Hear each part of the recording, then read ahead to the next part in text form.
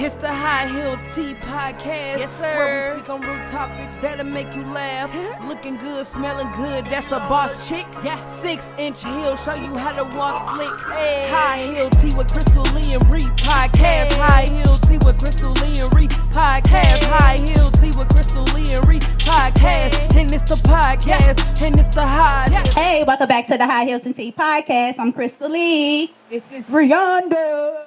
And y'all, today we are joined by our special guest, Obi West. Y'all give it up for Obi West in the building. Okay, I like that. Why you ain't do that when we said like High Heels and Tea Podcast though? Hold on, do that again. No. Do it up. Do it again. All right, we're going to start it over. Hey, welcome back to the High Heels and Tea Podcast. I'm Crystal Lee. This is Rihanna. And y'all, today we are joined by Obi West. How you feeling, Obi? Good, how are you? Good. How's the heat here compared to Nevada? Nevada's hotter. But Nevada's Las dry. Vegas, It's Nevada, more right? humid out here. I'm sorry, one more time. It's more humid out here. So Nevada's hotter, but it's dry. All right. So, for the listeners, the watchers, the people in the crowd, can you share a real quick background on who you are for those that may not know? You got to talk into the mic. I'm Obi West. I'm a spoken word artist, and I am an advocate against sexual assault and harassment prevention, and a father. So those three things is what consumes most of my life. Okay. Your voice is like real powerful. Like when you talk, everybody be quiet if you ain't realize it. You get real quiet in here like, wait a minute. It sounded like you was about to recite a poem right there. Just introducing yourself. It's kind of sexy too. It is. I ain't gonna hold you. I'm gonna be professional, but I ain't gonna hold you. All right. So let's jump into it. First off, you forgot to mention international spoken word, or you didn't put international on there. You got to put some respect on it. Thank you. I appreciate it. All right, bet. What came first? Spoken word and everything else that you mentioned that you do. What came first? That's a tough question. Formally, spoken word. Spoken word came first formally. Advocacy was one of those things that it was inherent. I grew up in an abusive household. I watched my father beat my mother. And as a child, it's very conflicting to watch somebody be abused and you're helpless, you can't help. But then there's this aspect to where you absolutely love the abuser. So now loving my father felt like betrayal to my mother, right? So I just developed a disdain for abuse early in life. So at that point, I may have been an advocate, but I didn't have a voice for it, so it wasn't formal.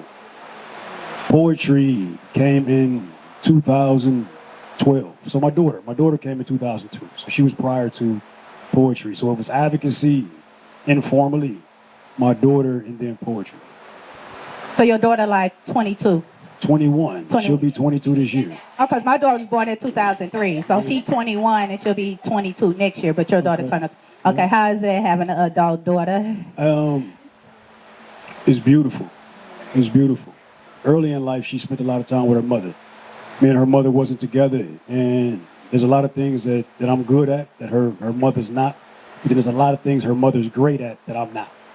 So the time frame she was with her mother was intricate for my daughter, right? But then she got a little older. She wanted to transition to entrepreneurship and a lot of things that I was doing. So then she moved with me. So it gives her mother a break. Now she has her autonomy. She can do what she wants to do. And it's kind of my turn. So being able to be there at that point in her life to hold adult conversations. We're not talking about wash your face no more and do your homework. We're talking about W-2s and 1099. We're talking about those type of things, right? So grown people to be there to hold those type of conversations for is big to me. Awesome. Being an advocate, what kind of advice can you give to someone who's going through abuse? What would be something that you can tell them that would kind of... Well, the first thing I would say is it's not your fault. As individuals, we have this thing where we naturally look inward first. When something happens, we try to figure out what is it that we did to deserve something, right? That's our natural tendency. So without getting too deep into it, the first thing that I would say is not your fault. But I think most of the messaging needs to go to the people who are allies to the person who's being abused. If we don't understand abuse, we have a tendency to be insensitive, and we'll call a person who's being abused stupid for hanging around versus understanding what a psychological stronghold looks like, right? So I think most of the messaging needs to go to the allies. Okay, thank you. She said thank you. I want to touch a little bit more on your daughter. What is she tapping into from an entrepreneur standpoint? She's into natural medicine. I call it natural medicine. I don't really know what it is. She's in college right now. She comes in my room, and I'm like her lab subject. She'll come in my room and swab my mouth. She says, "Let me," you're right. And I thought it was, I said, come on, take it. I thought it was a pregnancy test. As soon as I find out it's wrong, y'all owe me some bread, right? But it wasn't. She was checking my pH balance, right? So she had to swab my mouth and do something, tell me what my pH balance was, and then that was part of her homework. I ain't gonna lie. I'm sorry if I'm ignorant. I ain't know men have pH. No. See, I'm not the only one. I did not know men have pH balance. You smell like pee or it don't. Like, I didn't know men have pH balance. Yeah. Well, What? according to my daughter, I got one. Okay. What you learned from that though? Because I'm so I didn't learn ignorant to nothing. that. Yeah, I didn't learn nothing. But you was healthy. Yeah, I just pretty much played the role. I did what she needed me to do, and then she went and did her little homework based on the results. Yeah. So, and she has to grow stuff in the house. So it's kind of about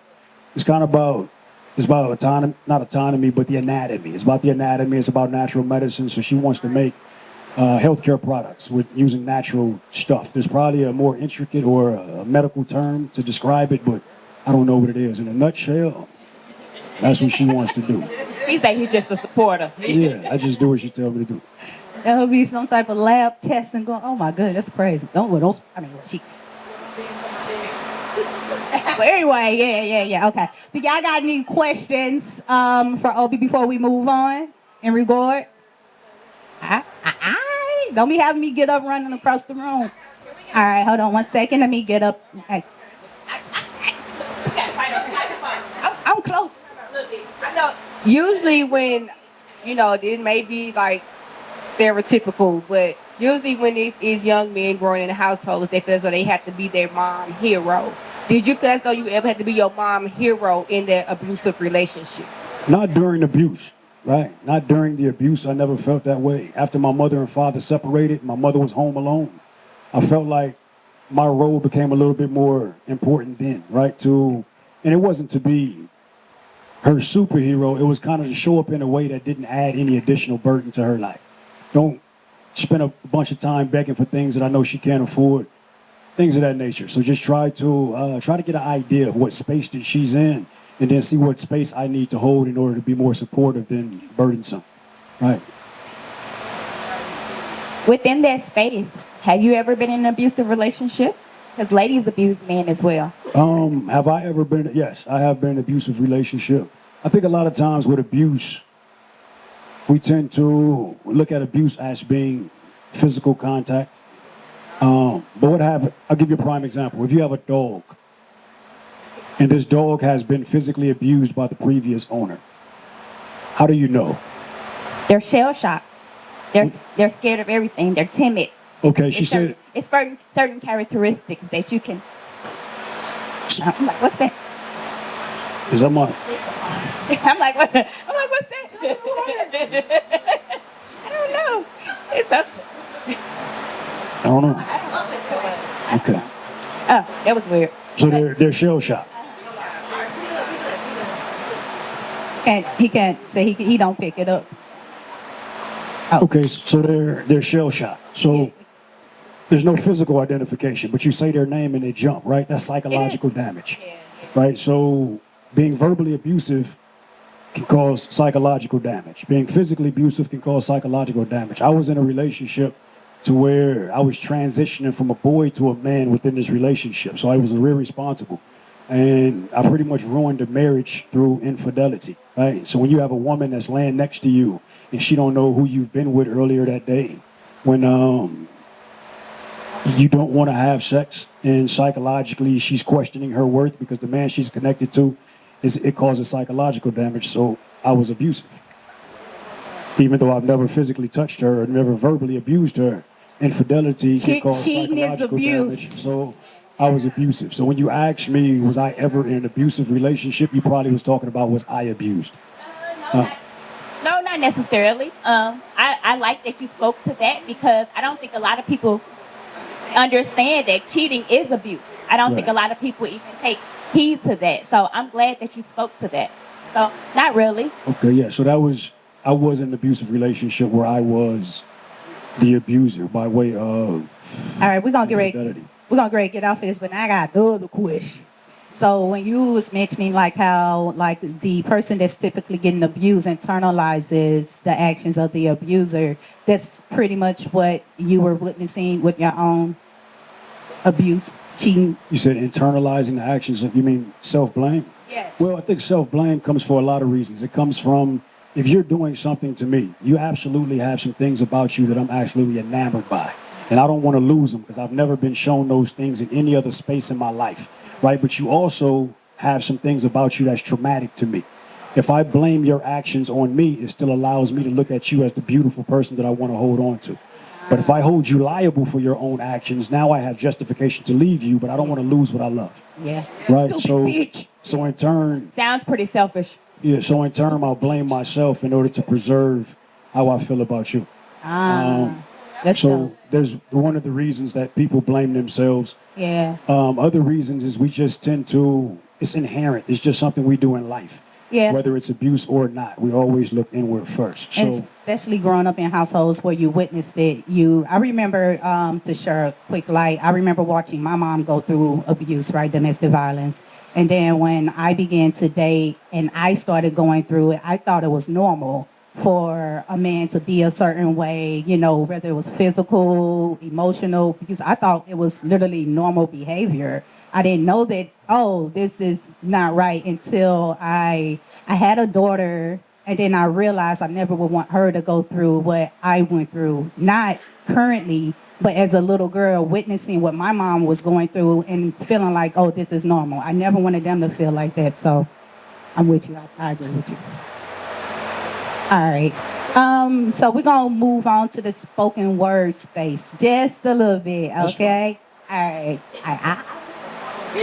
So just a little bit.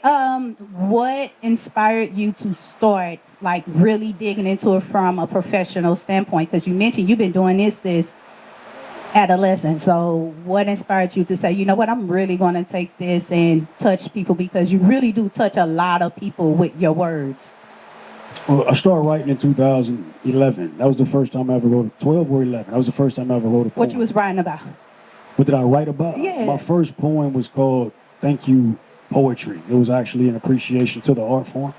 That was the first poem I ever wrote. And then the second poem I remember was called A Little Girl's Cries. It was about a little girl who was dealing with sexual abuse from her stepfather. And then I don't remember after that. So it was a wide array of topics. But I remember there was a period of time, I was in the military, and there was a period of time where I felt like my life was being lived to satisfy the requirements of an organization. But after I took that uniform off at the end of the day, what was my purpose? And I didn't know what that was. So it felt like a void. Shortly after that, I went to an event that was advertised as a comedy event, but they had poets there. And this was the first time I saw poetry. This was like 2011 or 12, April. 11, it was 2011, April. And it attached to me. Just the liberation they had, being able to express themselves, a one-sided conversation. If I'm talking to you and you don't like something I say, you have the space to rebut me. But as an audience member, you don't. You're just forced to listen. So it was a way for me to hold these one-sided conversations without worrying about somebody rebutting. And it filled that void. So that's what pulled me into it, is just the liberation of being able to address those things. That's super awesome. I was going to ask that question, what inspires your poetry, but you already basically answered that. But what inspires your poetry now to this day? Good question. Life in general, right? Just being awake. Anything that happens during life for me is eligible to be talked about. So I'm having a real hard time because y'all behind me. And normally I'm presenting poems where I can look at everybody. But in an interview, I got to look at them. So excuse me if y'all looking at the back of my shoulder. I acknowledge that y'all are present. She Okay, like, I'm I see you. okay. The same way about the people behind. I'm like, dang it, Yeah, How y'all yes. doing? Okay. Okay. Bye, y'all. I swear I feel the exact same way. Like, Yeah. dang it, the people behind me see the hair on my back. Like, okay. So what was the question I was answering? I don't know. I forgot. I forgot. What inspired Oh, what inspires me now? It's just, hey, thank you for coming. I appreciate you. Okay. Yeah. That's okay. That's okay. That's okay. I'm a Just long life. way. Anything that happens in life, I feel like is eligible to be written about.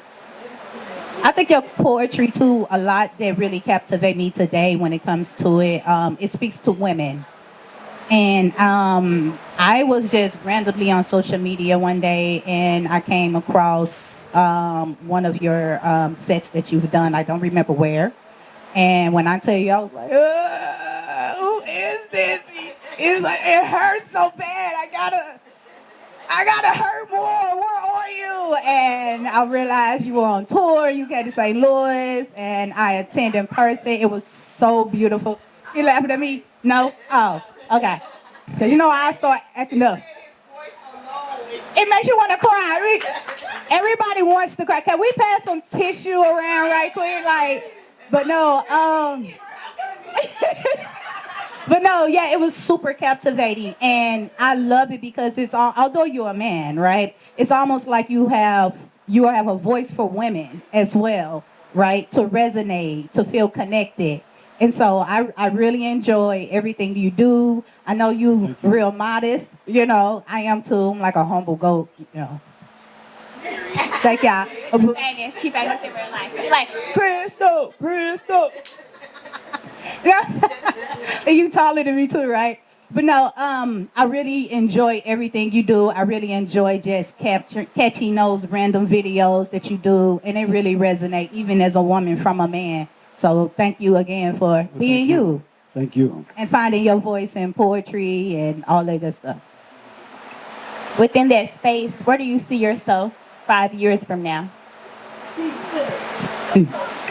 Where do I see myself 5 years from now? That's a tough question to answer because I've been blessed to be able to operate in the space right now that I can see myself forever. So I think my vision isn't as much connected to me as it is connected to the art form, right? Where do I see the art form of poetry 5 years, right? I see it as something that's a little bit more of a household name, something that is not recognized as an apartment building for starving artists, something where people can make a living off of. So I see the art form being, pushed in that direction about 5 years. As far as me, I see myself pretty much doing the same thing, and investing in people and fathering that little girl. That's awesome. And being the lab test dummy for your daughter. I don't know what you gonna be getting tested on. pH balance and things. What you gonna be getting? You gotta drink cranberry juice before you get tested. Does that would help your pH balance? Cranberry juice? Oh. Flush everything out. I don't know, but I heard. He drinks. Y'all see this nice water over here? I made it all nice for him. It looks pretty. He drinks a lot of water. All right. Hey, with the water. I'm gonna check with the crowd one more time. Do you guys have any questions for? All right. Never mind. Hold on.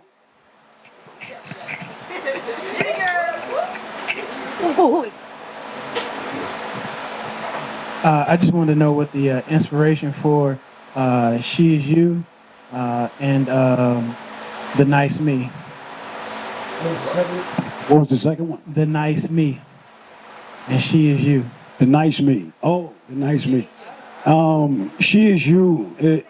I think it goes back to what we talked about previously, where we have a tendency to discount our own value. And I have a mother and a sister. I don't have any brothers. So I've operated in the space with women most of my life. So I've seen that resonate within women. So it was just something that I wanted to do in order to, let me put it like this, especially black women. Black women they're talked down on more often than they are uplifted, right? So society is going to provide a certain level of pressure. So I think as allies for black women, we have a responsibility to either meet or exceed that pressure. Exceed that their pressure with upliftment. So if it's this much pressure and we're only uplifting this much, we're going to lose them to the pressure. So if it's this much pressure, then we need to do this much upliftment. So it was just one of those things. As far as what was the name of the other one? I know what that poem. I never gave it a name. There's a group called Shoe Gang, and they have a song called "The Nice Me." And I was literally listening to the song, and I said one line, and the other lines just came behind it. So I probably wrote that poem about 5 minutes before the video you saw was posted. Yeah. I have a question. So I have 3 teenage boys, and they've watched me and my former marriage go through abuse, whether it wasn't physical abuse, but it was still a type of abuse. And that has affected their relationship with their dad growing up. How did you watching your mom go through that affect your relationship with your dad growing up and even now? Right now, me and my dad have a very close-knit relationship, right? And I think what allowed me to maintain that relationship with him is I was once a person that I'm not proud of today. And I was able to, I think there's a difference between bad people and good people who are doing bad things, right? And there's a point in time where I was a bad person I was a good person who was doing bad things. And me understanding that my evolution is real allowed me to understand that his can be. Therefore, I was able to maintain a relationship with him. I don't hold a grudge anymore. I understand that he's not the person he was back then. And again, me having to evolve through who I was. But if I felt like I was perfect my whole life, I probably wouldn't have had the grace to give him. I hope that answers your question. Yeah. That was definitely a beautiful answer. But within that space, what type of advice would you give her for her sons in order for them to feel better about what they seen? I think in large, your son's relationships with their father is going to be rooted in their own personal healing. And I think we just all have to recognize that people heal at their own pace. And whenever you have a person that's trying to heal and you're pushing them towards healing, you lose that person, right? So I think it's just giving them permission to heal at their own pace. Don't try to force the relationship. The person who was abusive, if he loses his son for 10 years, it's just a repercussion of the behavior, right? So just give them an opportunity to heal at their own pace. And at some point, they'll come to. If they don't, it's a repercussion of the behavior. That's awesome. That's awesome. Y'all give that Jim a quick little clap. Okay. Before we end this episode, we're gonna end it with 2 things. Number 1, I'm gonna start her. Can you drop your best piece of advice? It doesn't have to be pertaining to abuse, poetry. Your best piece of advice for life. Best piece of advice is every day we live is one day less that you have left, right? So every day you live is one day less that you have left. So just keep that in mind, and I think it'll influence your behavior on a daily basis. Awesome. And then I definitely got a question asked in my ear real quick. They're like, is he going to say something? Is he going to spit some poetry? Do you have a piece in you, something real brief, quick, Yeah, that you would like to? Yeah. Okay. Well, Yeah, talk to the... a woman's beauty lies within the length of her hair. What does that mean? That means the shorter your hair is, the further you are from being beautiful. A woman's beauty lies within the length of her hair. That means the big chop has chopped you off the list of the attractive. A woman's beauty lies within the length of their hair. Lies lie within the mouth of whomever spat this nonsense from the platform of their uninformed lips. A woman's beauty lies within her gender. It is your birthright. Ever since the day that you made your amazing escape from the uterus, beauty bust down the doors to the delivery ward and waged war against all ugliness. Gorgeous has guaranteed to spend a lifetime with your eyes. Amazing has glazed your face. Stunning has stood on the edge of your cheek and nose dove into your smile. Astonishing has stole the address to your soul, cracked the code on your rib cage, furnished your aura with irresistibleness. Now it exudes through your pores, and not once throughout this process was your hair length considered. But little girls' opinions have been apprehended by the apparition that beauty is the wavy rivers that flows through flowing hair, and Goldilocks has locked fool's gold in adolescent minds, convincing them that their worth is lessened if their vines aren't ground length. That's why the purchase of synthetic self-esteem is so groundbreaking, but I beg to differ. And I beg that we discontinue differentiating Rapunzel from Rebecca because Rebecca chose to ignore the stereotype that her worth was birthed from her scalp and must be greased with Glover's mane. I'm here to tell you, you do not need mousse in order for your life to speak volumes. An Aquanet will not hold you as steadfast as your confidence will. Your bravery lies within the beauty to be yourself. So a set of clippers has not cut your ties with a Lord, nor has it faded your beauty into oblivion. Your wake up and go taper tells me that you are not imprisoned by opinions and that your self-worth is too steadfast to be blown in the wind. So when these self-esteem poachers come for your head, just brush them off. Watch them tumble from relevance and bounce off your shoulders and hit the ground with no impact. Maybe I'm a little biased because my fingers have this fetish for fondling scalps. I have a weather control panel installed in my palms that can cause hot flashes, promote precipitation, and potentially flood your entire southern region. So please let this poem be the detangler for your twisted perception and remind all those who are wigging out because the wigs are sold out that whether your hair is long or your hair is gone, your beauty lies within your gender. It is your birthright. Y'all stop crying right quick. We gotta finish. Y'all stop crying. Suck it up. Thank you, Obi, so much for coming out, traveling from Nevada. I've been saying Nevada because I've been listening to NBA YoungBoy song Nevada. If y'all know them, thank you for traveling from Las Vegas up here to St. Louis, sitting with us. We hope you've enjoyed your entire stay this entire time, but more importantly, the event. If you want to hang around a little bit longer, you're more than welcome. Before we end, I'm going to end the episode, and then before y'all leave, I want to do something real special, okay? So please give me like 5 minutes of your time, okay? All right, so we're about to end the episode. Before we end, can you share with the listeners, the watchers, the crowd, where they can connect with you at and follow you and listen to more of your poetry and your motion right now? Hey, first off, thank you for the opportunity. And thank you all for supporting what they do.